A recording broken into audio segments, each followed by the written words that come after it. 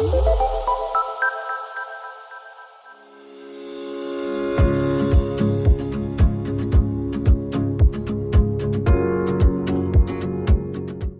bluntly.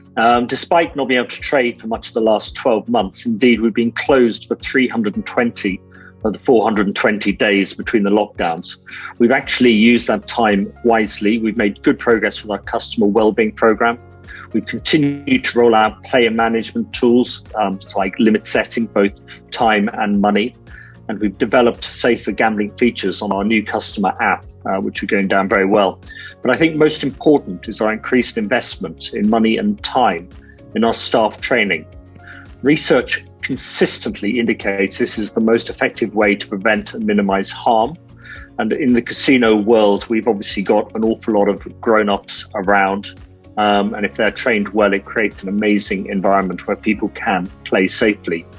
And we've very much focused on this and promoting positive play amongst our players.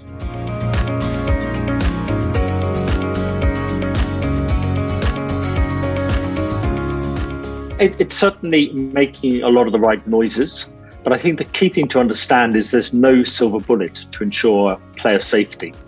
We think of all the different measures as wires, and if you have enough wires, you can use them to make a net. And a net can catch the issues, but it lets non-issues through healthily. And meaningful progress comes through combining several safety policies, not just one or two, but as many as you can get, and measures rather than any single action.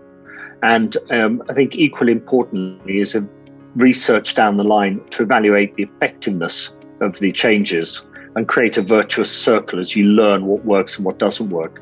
There's a lot of virtue signaling, and I think evaluation would sort that out as well, because we don't want to waste time on useless measures.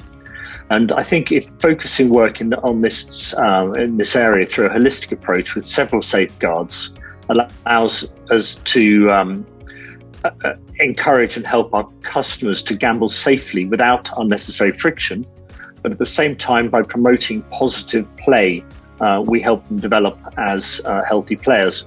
But equally, we've got to have the measures to help people who need help.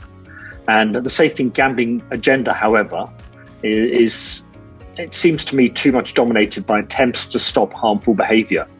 And whilst it's important, it's equally critical that it's allied to promote efforts to promote positive behaviours.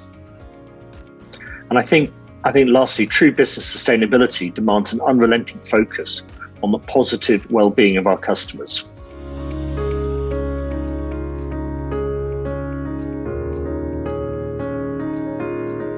The efforts will be improved in 2022 and beyond if people are a little bit more honest as to what their agenda is. Because some people are using the word safer gambling to hide their desires to try to stop gambling dead. They want to prohibit it. And this will never work because vast numbers of people love to gamble and can do so healthily. And if that sort of state control is actually extended, it would mean stop people gambling, smoking, drinking, shopping, doing anything that the state considers undesirable. And that's not the sort of society we want to live in.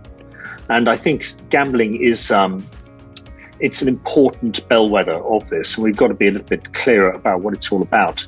And the Safer Gambling Park comes about through many initiatives working in tandem. And there's got to be a consumer protection strategy. It's got to be coordinated between the government, the regulator, the operators, and those promoting the health and well-being of customers. And under this model, often called the RENA model, you create a healthy situation, a healthy business. There's a platform for people to gamble enjoyably and safely.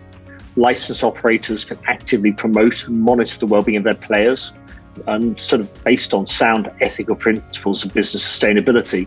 And third parties can develop measures to prevent harm and support those in need of help. But I think at the moment there's too little coordination between these three areas, and efforts to achieve greater cooperation are actively opposed by some people, and that's got to be stopped. There is an opportunity at the moment to ensure everyone works together, particularly with the current gambling review and the direction that will be taken by the Gambling Commission's new Chief Executive and Chairman.